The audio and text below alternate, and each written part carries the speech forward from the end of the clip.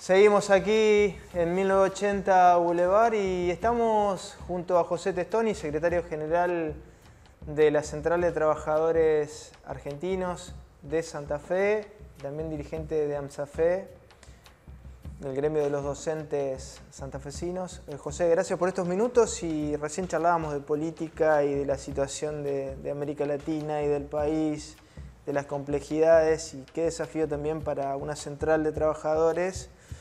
Bueno, tener una propuesta en este marco tan complejo que vive Argentina, ¿no? Y Latinoamérica. Sí, sí, desde... El mundo, en realidad. Totalmente. Pero bueno, vamos a bajar un poco. Totalmente, vamos a hacer lo nuestro. Sí. Bueno, primero, gracias por la invitación, siempre es un placer. Estas mesas, ¿no? Estas mesas, ya tomando un vaso de agua, pero compartir un momento para conversar no tanto sobre la coyuntura, sino tal vez sobre cuestiones más profundas, que es a lo que invitan siempre tus programas. Y podríamos decir que nunca fue fácil para el movimiento obrero. Yo soy la representación de una parte del movimiento obrero en una provincia, en un país de este planeta, ¿no? O sea, mi representación es mínima, pero me siento unido a toda la historia del movimiento obrero mundial y nunca fue fácil. O sea, salvo en momentos donde efectivamente hubo una herramienta política de los trabajadores en determinado lugar del planeta, que eso te tira un viento de cola muy grande. En la mayoría de los países hace mucho tiempo se gobierna con el capitalismo, donde los medios de producción no están en manos del movimiento obrero. Y no solamente los medios de producción, sino que además la escala de las organizaciones para empatar el poder de los que tienen los medios de producción es absolutamente desigual. O sea, la escala del poder económico, mediático, judicial, institucional, al lado de la escala del poder que podemos construir y acumular las organizaciones sindicales, es mínimo, aún juntando todo, ¿no? Así que fácil no fue nunca, nosotros no estamos poniendo en riesgo nuestra vida, no estamos poniendo en riesgo nuestra familia, estamos en el marco del capitalismo, pero un capitalismo que se desarrolla en un marco de cierta democracia formal, donde algunas cosas todavía se respetan, donde el pacto democrático se intenta romper, como pasó con la vicepresidenta, pero la sociedad lo repudia masivamente. Entonces, bueno, también tenemos que reconocer la parte del vaso llena, ¿no? Pero sí, la etapa es difícil. Sí, por supuesto, pero mencionaste la palabra democracia y es súper importante o muy importante resignificar esta palabra, sí, claro, ¿no? Por supuesto que uno está de acuerdo con la importancia que tiene esta continuidad democrática, institucional. Totalmente. Y bueno, la búsqueda de justicia en los casos de terrorismo de Estado. Pero fíjate, José, que es algo que lo hemos charlado también en otras oportunidades. La democracia argentina se ha degradado. Hoy vemos personajes nefastos, te lo digo yo. Como Milei.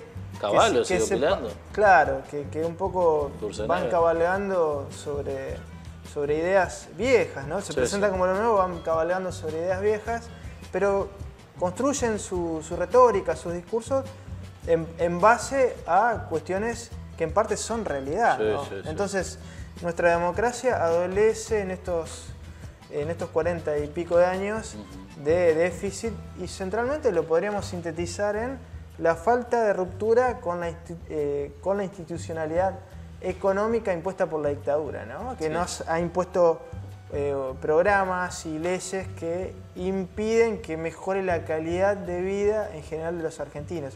Por supuesto que hay matices en todo esto. No, está claro, no, pero comparto el diagnóstico y te agregaría en ese análisis que en algunos casos la democracia lo ha profundizado.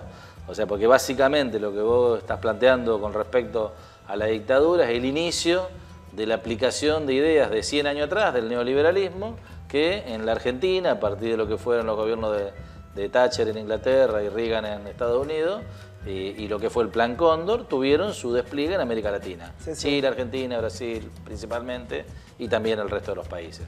Esas ideas neoliberales que ahí empiezan, que achicar el Estado para engrandecer la nación, todo este concepto de la antipolítica, este concepto de las sociedades de mitades o de tercios, de donde vos tenés un porcentaje de la sociedad incluida, el resto cayéndose del mundo, sin pleno empleo, son ideas que tienen que ver con el neoliberalismo que ahí se inician y que a lo largo de la democracia, si bien hubo avances y retrocesos, en algún sentido la pelea para el movimiento obrero se hizo más desigual, porque hoy tenemos que agregar a ese inicio de la democracia en el 83, de 40 años que estamos celebrando, tenemos que decir que hoy la justicia se ha degradado mucho más, que los medios de comunicación se han concentrado y esa concentración favoreció a nuestro adversario interno, que es el poder económico.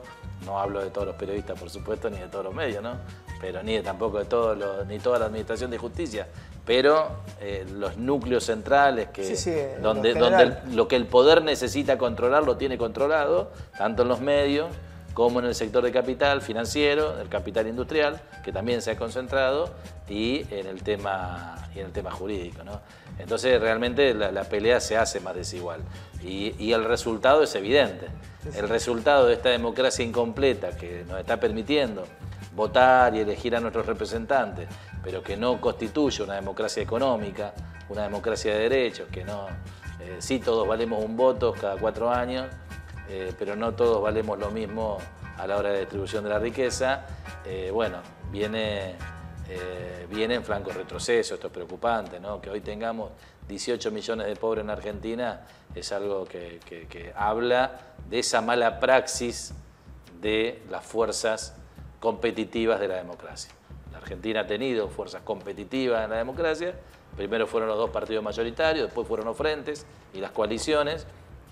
Ambas han tenido una mala praxis a la hora de resolver lo más importante que tiene que resolver una democracia, que además de los derechos civiles, además del derecho a voto, el derecho a acceder a los bienes culturales con cierta igualdad de oportunidades, ¿no? Siempre se habla del trabajo como ordenador social. Totalmente. José. Y la educación. Por supuesto, van unidas. El trabajo y la educación. Son los pero, principales organizadores. Pero fíjate que nosotros hablamos del inicio de la dictadura, lo podríamos correr un poquito antes, inclusive con el Rodrigazo, porque el ideólogo es Ricardo Sin, socio de Pedro Pou y de Martínez de Hoz, ¿no? Que es el golpe antes del golpe en lo económico, ¿no? Nuestros compañeros de Villa Constitución lo saben perfectamente. Exacto. Que cayeron presos no en el 76, sino en el 75. Por eso. Entonces, es el mismo proyecto de Estados Unidos, básicamente, un proyecto de transnacionalización de la economía, financiarización, ¿no? Y el tema es que toda esa reglamentación sigue vigente y bueno, el gran desafío a futuro es para evitar esta dolarización que algunos promueven, es volver a poner en el centro la generación de empleo, José, ¿no? Sí, por supuesto. Sobre todo tenemos un país que es más o menos lo que le viene pasando a buena parte de las economías del mundo, se está urbanizando ya casi absolutamente, tenemos más del 90-95% de la población viviendo en zonas urbanas, densamente pobladas. Eso hace que la única herramienta de inclusión que se pueda tener a partir de concebir que el organizador de las personas es la educación o el trabajo, no el empleo, la educación o el trabajo, hace que la única salida para esa inclusión plena de todos los actores de la sociedad sea la industrialización. Porque no puede haber, en un país que tiene un 95% de gente viviendo en las ciudades, no podemos pensar que vamos a incluir a vastos sectores de la sociedad sembrando zapallos en el patio de la casa, habría que o haciendo trabajo oral. No, se puede haber un programa, pero hoy de corto y mediano plazo, por supuesto, la necesidad de la industrialización. Porque hoy la gente está acá, digamos. Hoy la gente está acá. Lo que tenés que generar en una sociedad urbanizada es industria, porque el Estado puede cubrir algo, las políticas sociales pueden cubrir algo, nuevas normas como bajar la carga horaria del trabajo, lo que hizo Chile, que se está discutiendo en todo el mundo, esas cosas pueden ayudar, pero vos igualmente vas a tener un núcleo importantísimo que solamente lo vas a incluir si generás empleo a partir de la industria. No vas a tener otro camino. Los servicios, sí, los servicios van a funcionar, si crece la economía. Los servicios funcionan a medida que haya industria. Bueno, pero vos viste que aún cayendo la industria, los servicios tienen una chance. Aún cayendo la industria, la economía primaria de producción de bienes primarios puede existir. Acá podemos producir litio, podemos producir biomasa, podemos producir obviamente todo eso. Commodities, increíblemente, energía. El tema es que si no lo industrializás, hay un tercio de la población que no tiene acceso, que vive en las ciudades. Bueno, hay que industrializar. Entonces, ese es el desafío.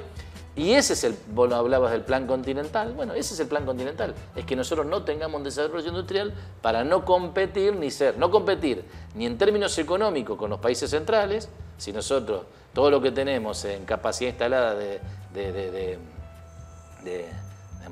desarrollo técnico, desarrollo científico, lo hacemos una transferencia a la industria, ahí empezamos a competir con los países centrales.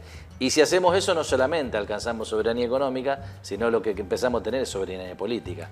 El plan continental evita eso. Hay que deteriorar el Estado, no hay que permitir industrializar, hay que reprimarizar la economía, y es ahí donde nosotros tenemos que discutir desde el movimiento obrero, con los sectores políticos afines a ese concepto, y desde también los sectores productivos, hablo los sectores de la empresa, que pueden llegar a entender un concepto como esa burguesía nacional que hay que buscarla, no sé dónde estará, pero que hay que buscarla, que la necesitamos para desarrollar un plan que incluya, ¿no? Y que dejar de apostar a la bicicleta financiera, a los sectores primarios de la economía, que van a existir siempre porque Argentina tiene condiciones para eso, pero que tiene que complementarse con otra cuestión, ¿no? Así que... De ahí pensar también, José, y perdóname que me meta, sí, pero, por favor. Digamos, es un concepto discutible, digamos. Podés partir de este escenario y hay que trabajar sobre este escenario, pero si no ocupás territorialmente y demográficamente con mayor, con un sentido, digamos, de soberanía, claro.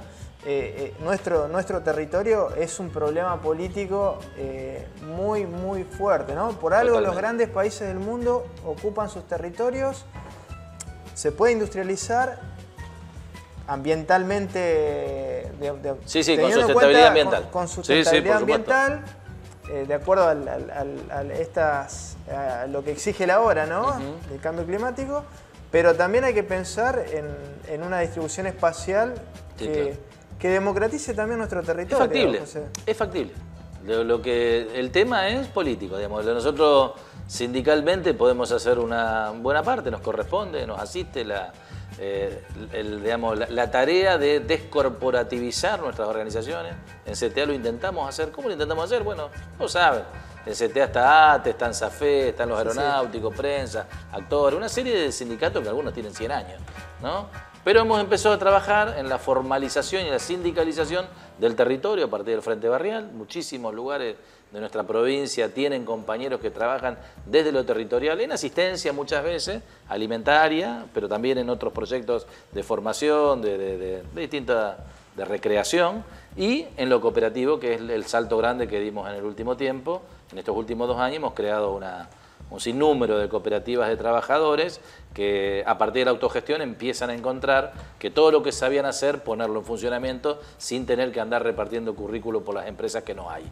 Entonces ahí empezamos a descorporativizar la tarea de nuestra central, empezar a entender que necesitamos una herramienta de la clase trabajadora para construir, de toda la clase trabajadora, no del que tiene empleo y recibe el sueldo, sino también el que está en el barrio o el que está en la cooperativa, porque ese es el sujeto político que puede reclamar las transformaciones.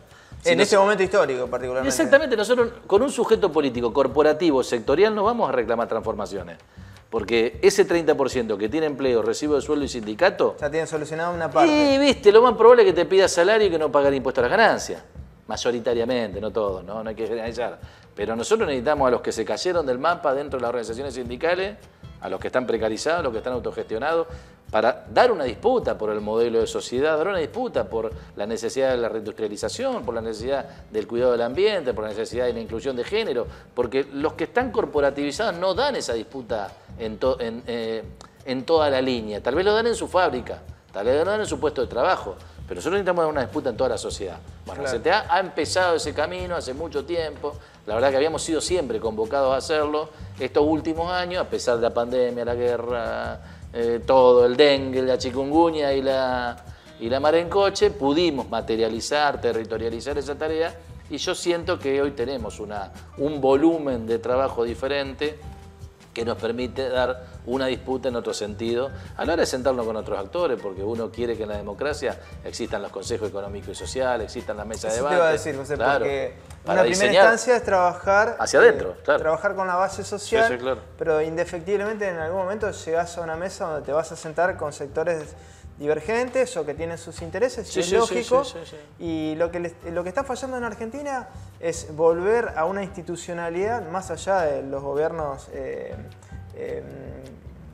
digamos que estén ocasionalmente ocupando la Casa Rosada o aquí la Casa Gris en la provincia de Santa Fe. Falta una institucionalidad, una visión de largo plazo, y los consejos económicos, sociales, productivos, ambientales son fundamentales. La puja distributiva, tiene que volver a ser fundamental. La puja distributiva va a existir.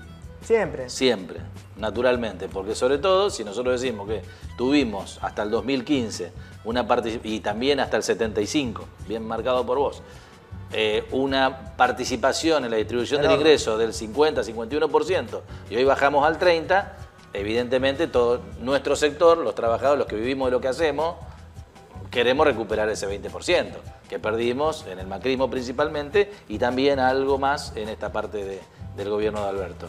Lo queremos recuperar. Lo que perdimos de 2015 para acá, lo queremos recuperar. Entonces, puja va a haber. Ahora, muchas veces te encontrás que hay sectores que se han quedado con parte del ingreso, sectores del empresariado, sectores de la industria, que están de acuerdo con lo que nosotros planteamos. Porque si los trabajadores recuperan participación en la distribución de la ganancia, ellos mejoran. Te diría, algunos no lo ven así por razones culturales o ideológicas, pero te diría que todo el empresariado santafesino tendría que estar de acuerdo con esto, porque ellos no dependen de la especulación financiera, dependen de un mercado interno, dependen que el millón de santafesinos y entrerrianos que consumen en esta región tengan los bolsillos llenos de plata para salir a consumir en el territorio. Seguro. O sea, la mayoría no depende de la primarización de la economía, al contrario. Dependería, o sea, la panadería, este bar, el colectivo, el taxi que pasa por la puerta. Depende de la economía real. Pero claro, depende de que haya un montón de gente que tenga un sueldo, un ingreso regular, alto, que le permita consumir. A veces nos dividimos por otra razón y esa es la habilidad de nuestro enemigo. La habilidad de ese plan continental es haber metido la chuza en los partidos nacionales y terminar jugando con intereses que no son los nacionales. Hablaste de cultura y de plan continental y hoy mencionábamos el tema de la dolarización, que es como una suerte de último estadio, ¿no? En una escalera de desindustrialización de Argentina, ¿no? Y que si uno piensa en los inicios de la instalación de esta idea de dolarización, tiene que remitirse al Banco Mundial, allá... Posguerra.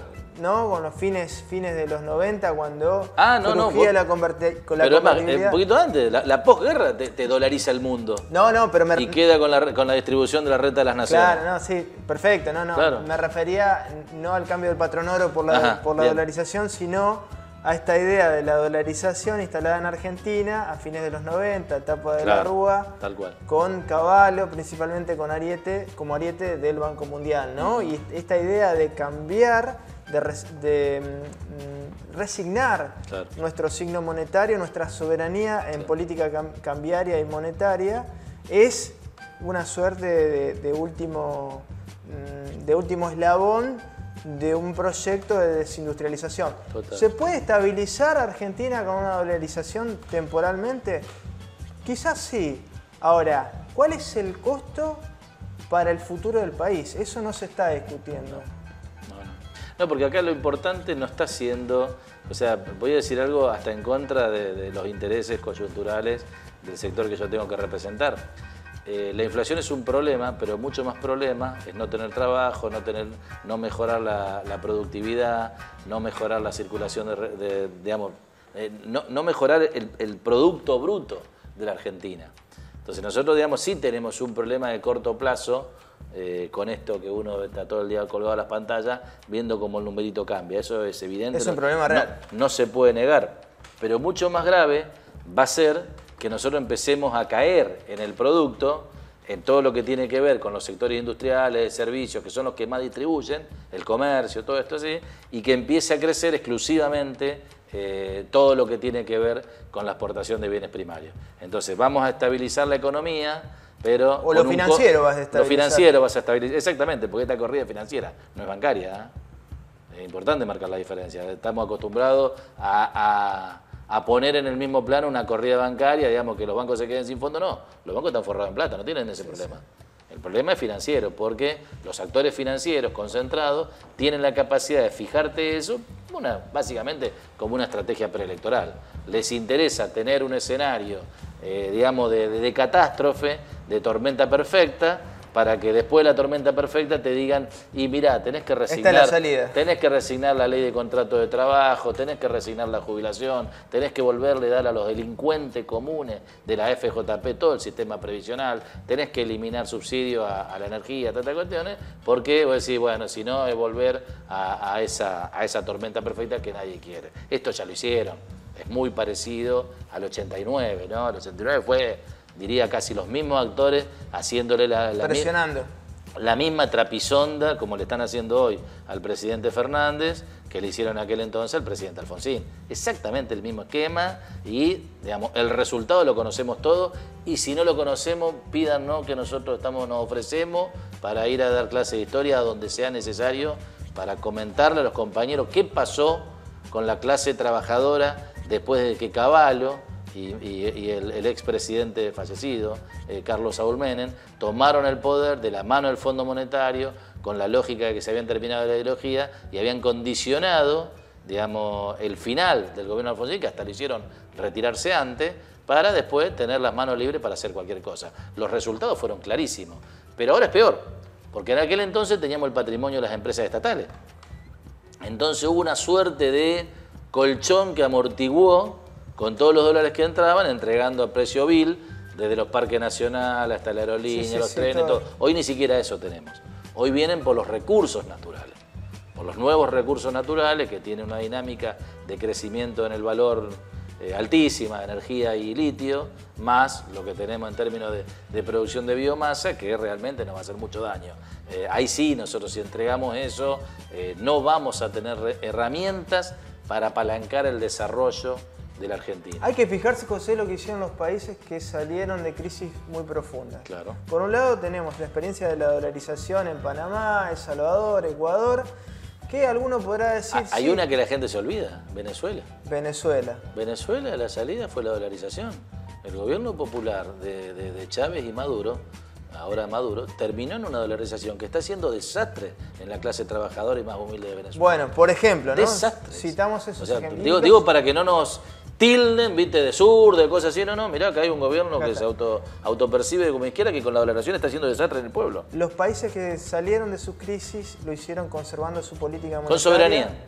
Su política monetaria y cambiaria. Soberanía monetaria. Y podemos mencionar a los principales países del mundo, ¿no? No lo vamos a hacer porque no da, sería extenso, pero digamos, hay que reflexionar sobre estos temas. José, gracias por estos minutos. No, gracias a ustedes. Bueno, muy interesante, larguísimo, y esperemos haber puesto un puntapié en el debate de las falsas opciones que estamos teniendo los argentinos.